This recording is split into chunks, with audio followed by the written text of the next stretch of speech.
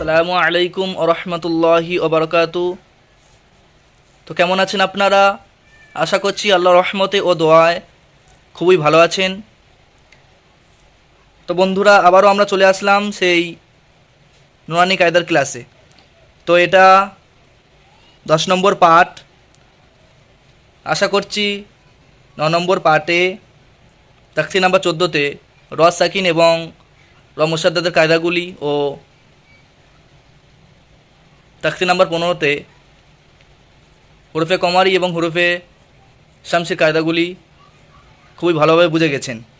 আর যারা আমার আগের ভিডিওটি দেখেননি তাদেরকেই বলছি, আমার এই চ্যানেলে গিয়ে 9 নম্বর পার্টটি দেখে আসেন, না হলে এই ভিডিওটিতে কিছু বুঝতে পারবেন না। তো খুবই তাড়াতাড়ি আমার 9 নম্বর পার্টটি দেখে আসেন। আর যারা আমার 9 নম্বর পার্টটি দেখেছেন তারা এই ভিডিওটি মনোযোগ সহকারে দেখবেন, স্কিপ করবেন না। স্কিপ করলে কিছু প্রয়োজনীয় জিনিস ছেড়ে যেতে পারে। তাই বেশি কথা না বাড়িয়ে চলুন ভিডিওটি শুরু করা যাক। তখতি নম্বর 16, আল্লাহ শব্দের কায়দা। আল্লাহ শব্দে লাম মুসাদ্দাদের পূর্বে যদি জবর অথবা পেশ থাকে তাহলে আল্লাহ লামকে পুর অর্থাৎ ল পড়তে হয়। যেমন নাকি ইন্নাল্লাহ। এবং যদি পূর্বে জের থাকে তাহলে আল্লাহ লামকে বারিক অর্থাৎ লা পড়তে হয়। যেমন নাকি বালিল্লাহু। এছাড়া সমস্ত লামকে সর্বাবস্থায় বারিক পড়তে হয়। যেমন নাকি সালামা। এবারে আমরা অনুশীলন পড়ব পুরের। এটা হলো জাবারের লাইন। ইন্নাল্লাহ ক্বালাল্লাহু আল্লাহুম্মা। এবারে পড়ব পেশের লাইন। হুদুদুল্লাহ ইউরিদুল্লাহ খালকুল্লাহ। এবারে আমরা পড়ব জের হওয়ার অনুশীলন। বালিল্লাহু দীনিল্লাহি আমরিল্লাহি আউযু বিল্লাহি বিসমিল্লাহি। এবারে আমরা পড়ব তখতি নাম্বার 17, আয়াত করার বা বিরতির নিয়মাবলী, ওয়াকফ বা থামা। এ বিষয়ে কিছু প্রয়োজনীয় কথা।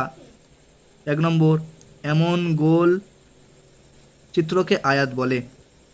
2 নম্বর, আয়াতের শেষে থামতে হলে জবর, জের, পেশ, দুজের, দুপেশকে বাদ দিয়ে সাকিন করে পড়তে হয়। 3 নম্বর, দুজাবারের ওপরে থামতে হলে এক জবর গণ্য করে এক আলিফ পরিমাণ টান সহ পড়তে হয়। যেমন নাকি আহাদান থেকে আহাদা। 4 নম্বর, গোল তায়ের ওপরে থামলে সেটি হা সাকিন করে পড়তে হয়। যেমন নাকি জারিয়াতুন থেকে জারিয়া। এবারে অনুশীলন পড়লে বুঝতে পারবো। আউযু বিল্লাহি মিনাশ শাইতানির রাজিম। এখানে একটি কায়দা হলো, আল্লাহ শব্দের লাম মুসাদ্দাদের পূর্বে জের এসছে, তাহলে আল্লাহ শব্দের লামকে বারিক পড়ব। মিনাশ শাইতানির রাজিম। এখানে কায়দা হলো হরফে শামসি 14টি অক্ষরের পূর্বে যদি আলিফ লাম আসে তো আলিফ লামকে উভয়কে বাদ দিয়ে পড়ব। একে ঈদগামে শামসি বলে। এটাও তাই। রাজিম আমরা যে মেন কায়দা পড়ব যে আয়াতের শেষে থামতে হলে কি করতে হবে। আয়াতের শেষে থামলে অর্থাৎ এখানে থেমেছি জেরে, তাহলে সাকিন হয়ে যাবে। যেমন আমরা কায়দা পড়েছি যে আয়াতের শেষে জবর, জের, পেশ, দুজের, দুপেশ হলে সাকিন করে পড়ব। তো এখানে সাকিন হবে। রজিম, বিসমিল্লাহির রহমানির রহিম।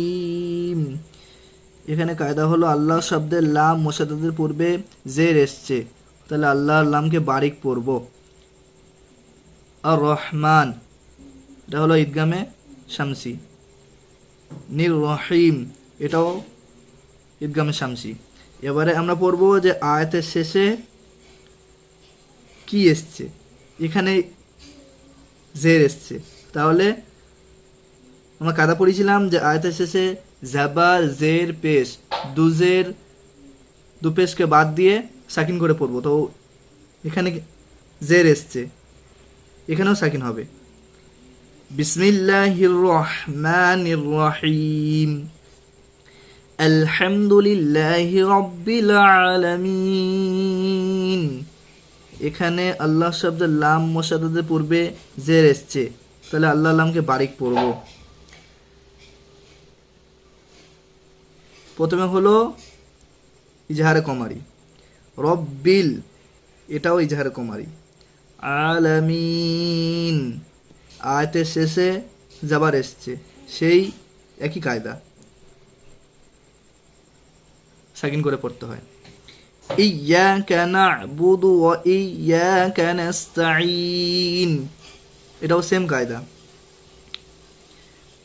কুল হুয়াল্লাহু আহাদ, এখানে আল্লাহ শব্দের লাম মুশাদ্দাদের পূর্বে জাবার এসছে, তাহলে আল্লাহ শব্দের লামকে পুর পড়ব। যেমন কুল হুয়াল্লাহু আহাদ, এখানেও সেম কায়দা, আয়াতের শেষে দু পেশ এসছে, তাহলে সাকিন করে পড়ব। কুল হুয়াল্লাহু আহাদ, ইন্না মাআল উসরি ইসরা, এখানে ইন্নাটা গুণনা করা ওয়াজিব। মাআল, এখানে ইজহারে কমারি। ইসরা, এটা কায়দা হলো আয়াতের শেষে যদি দুজাবার হয় তো এক জবরকে বাদ দিয়ে এক জবর গণ্য করে পড়ব। যেমন ইন্না মাআল উসরি ইসরা, ফিহা আইনুন জারিয়াহ, এখানে কায়দা হলো যে আয়াতের শেষে গোলতা এসছে, আমরা কায়দা পড়েছিলাম আয়াতের শেষে যদি গোলতা হয় তাহলে গোলতা কে হা সাকিন করে পড়ব। যেমন জারিয়াহ, তুসকা মিন আইনিন আনিয়াহ, এটাও সেম কায়দা। লা তাসমাউ ফিহা লাগিয়া। তাখতি নাম্বার 18, তাসদিদের পরে তাসদিদ। এবারে অনুশীলন পড়ব। ইল্লিয়ুনা, ইয়াযাক্কা, ইয়াযাক্কারু, মুযাম্মিলু, মুদ্দাথিরু, ইল্লিয়িনা। আলহামদুলিল্লাহ, ভিডিওটি এই পর্যন্ত বিরতি থাকিল। আশা করছি আপনারা এই ভিডিওর 10 নম্বর পার্টটি দেখেই অনেক কিছু শিখেছেন। তো খুবই তাড়াতাড়ি 11 নম্বর পার্টটি আসতে চলেছে।